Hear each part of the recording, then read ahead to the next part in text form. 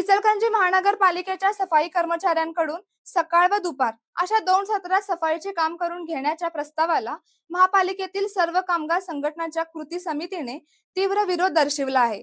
हा निर्णय रद्द करू पूर्वीप्रमाणे सकाळच्या एका सत्रात सफाईचे काम सुरू ठेवावे, अन्यथा तीव्र आंदोलन छेडण्याचा इशारा संघटनांनी महापालिका प्रशासनाला दिला आहे। न्यायालयाच्या निर्देशानुसार सफाईचे काम सकाळच्या एका सत्रात करण्याची व्यवस्था असल्याचा दावा संघटनांनी केला आहे। इतर महानगरपालिका व नगरपालिकांमध्येही एका सत्रात सफाईची पद्धत राबवली जात असल्याने इचलकरंजीत वेगळा निर्णय घेऊ नये अशी मागणी करण्यात आली आहे।